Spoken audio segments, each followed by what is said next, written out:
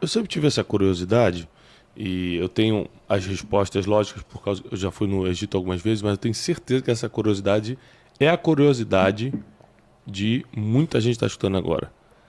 Jesus, quando foi passar sua infância no Egito, ele viu as pirâmides? Ó, deixa eu explicar esse com certeza aqui, para explicar. Elas estavam lá. Elas estavam lá. É que a gente não sabe em que região do Egito Jesus esteve. Quem vai para o Egito, eles mostram lá um bairro copta e tem uma igreja lá que eles dizem que é onde tem até uma pedra que Maria sentou para dar de mamar para Jesus, etc. E que ali havia uma comunidade judaica e Jesus teria ficado ali perto do Cairo. Só que a Bíblia não diz onde Jesus poderia ter ficado e ele pode ter ficado em outros lugares. Por exemplo, um lugar muito propício para receber Jesus seria Alexandria. Eu trabalho com a hipótese, não é uma certeza absoluta, porque a Bíblia não diz isso, que Jesus pode ter ido com a família para Alexandria, porque Alexandria tinha 5 bairros. Dos 5 bairros, 2 eram só de judeus. Então, como você tem aqui em São Paulo o bairro Higienópolis, que tem muito judeu ali. Então eles tinham a Politeuma, que é o nome que dá para esse assentamento dos judeus em lugares gregos. Você fala, mas grego? Mas não era Egito? É porque a cultura grega helenizou, então, a Alexandria, em homenagem a Alexandre o Grande, era uma cidade no Egito, mas de cultura grega.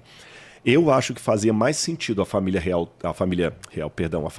sagrada, Maria, José e Jesus, fugirem para ali a região de Alexandria, porque ali era um lugar onde os judeus, por estarem por demais helenizados, não iriam ficar preocupados com uma criança que estava ali, querendo saber de onde que ela vinha, porque eles já estavam tomados por um helenismo muito grande. Filon de Alexandria escrevia coisas ali que os mais conservadores não iam aceitar.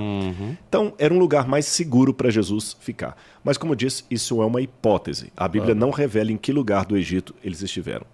Lógico. Ou seja, existe uma outra curiosidade sobre as pirâmides, rapidinho. Aproveitando, desculpa, que eu não respondi. Então, se ele foi para Alexandria, não teria por que ver as pirâmides, porque não passa pelo Cairo. Exatamente, o trajeto seria outro.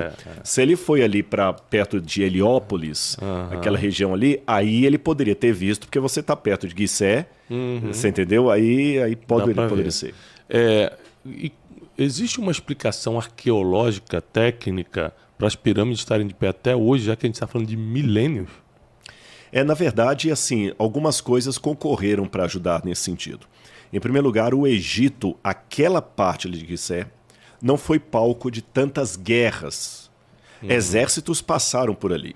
Mas como ali é uma região desértica, na época faraônica, um braço do Nilo chegava até perto das pirâmides. Tanto é que nós temos ali, vocês foram lá, vocês devem ter visto, ali embaixo da Esfinge tem ainda o canal que os barcos chegavam até lá. Mas hoje você vê que o rio Nilo, aquele braço secou, ele está quilômetros distante dali. Como era uma região desértica, exércitos que passavam ali, como o exército de Napoleão Bonaparte, por exemplo, não tinha ninguém para atacar.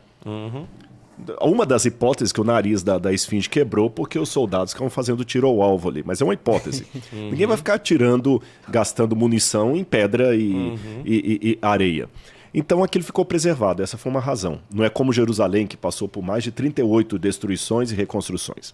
Segundo, eram construções maciças, na areia, muito bem feitas, muito bem feitas. O famoso Teorema de Pitágoras, não é de Pitágoras coisa nenhuma, porque os egípcios já aplicavam o Teorema de Pitágoras para fazer aquela base ali. Impressionante. Então, perdão, as pirâmides ficaram ali, como as pirâmides de Machu Picchu, que também estão lá. Peru. Tem construções lá no Peru que também estão lá, milenares, dos astecas lá no México. Então, foi assim.